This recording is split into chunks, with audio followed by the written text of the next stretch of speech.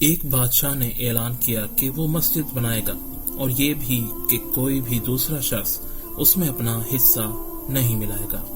یہ صرف اور صرف بادشاہ کے پیسوں سے بنائی جائے گی مسجد، اور اس بادشاہ نے اس مسجد کا نام اپنے نام پر لکھوا دیا، مطلب کہ یہ مسجد بادشاہ نے بنوائی ہے۔ تو ایک رات جب بادشاہ سویا تو اس نے خواب میں دیکھا کہ آسمان سے فرشتے نازل ہوئے، اور اس بادشاہ نے جو مسجد بنائی وہاں ان فرشتوں نے جا کر اس بادشاہ کا نام مٹایا اور ایک عورت کا نام لکھ دیا۔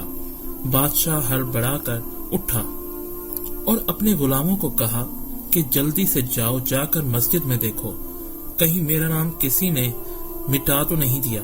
تو غلاموں نے جا کر دیکھا اور واپس آئے اور بادشاہ کو اطلاع دی کہ وہاں تو بادشاہ کا ہی نام لکھا ہے۔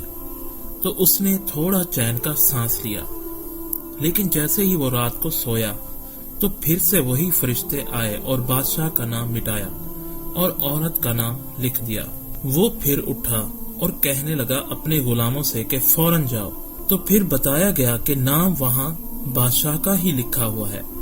تو وہ بڑا پریشان ہوا کہ کیا ماجرا ہے، یہ اس خواب کا مطلب کیا ہو سکتا ہے۔ تیسری رات کو بھی ایسا ہوا، لیکن اب اس نے اس عورت کا نام دیکھا بھی اور یاد بھی کر لیا۔ تو بادشاہ نے اپنے غلاموں کو حکم دیا کہ اس نام کی عورت کو دربار میں حاضر کیا جائے۔ اس کے سپاہی اس عورت کو ڈھونڈنے لگے، تو کافی دیر ڈھونڈنے کے بعد اس کے سپاہیوں نے اس نام کی ایک بوڑھیا عورت کو تلاش کیا۔ تو وہ عورت بہت زیادہ بوڑھی، کمزور اور ضعیف تھی۔ تو اس کو وہ لے کر بادشاہ کے دربار میں حاضر کر دیا انہوں نے، اور بادشاہ کو بتایا گیا اس نام کی یہی عورت ہمیں ملی ہے۔ بادشاہ نے پوچھا کہ میں نے جو مسجد بنائی ہے اس میں تیرا کیا کوئی حصہ ہے، یا تو نے اس مسجد کے لیے کچھ کیا؟ تو اس بوڑھی ضعیف عورت نے جواب دیا کہ میرے پاس کچھ بھی نہیں، میں تو ایک غریب سی بوڑھی عورت ہوں، میں مسجد میں کیسے حصہ یا اس کے لیے کیا کروں گی؟ بادشاہ نے اصرار کیا، نہیں، کچھ نہ کچھ کوئی نہ کوئی نیک عمل تو نے کیا، یاد کر۔ تو اتنے میں وہ بوڑھی عورت کہتی ہے کہ ایک بات مجھے صرف یاد پڑتی ہے کہ میں راستے میں جا رہی تھی جہاں آپ نے مسجد بنوائی ہے، تو وہاں میں نے ایک گدھے کو دیکھا کہ وہ بندھا ہوا تھا اور اس کے پاس ایک برتن پانی کا رکھا تھا۔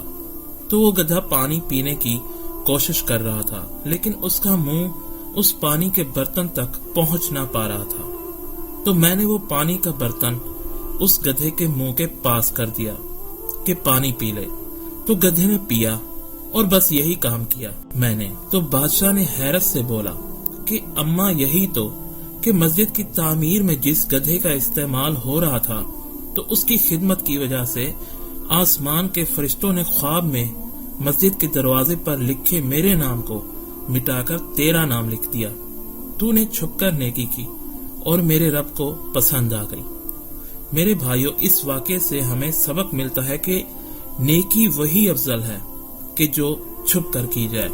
جیسے کہتے ہیں نا کہ نیکی کر دریا میں ڈال، مطلب دوسرے ہاتھ کو بھی تمہارے نیک عمل کا پتہ نہ ہو۔ تو دعا ہے ہمیں بھی خاموش نیکی اور بھلائی کے کاموں کی توفیق ملے، آمین۔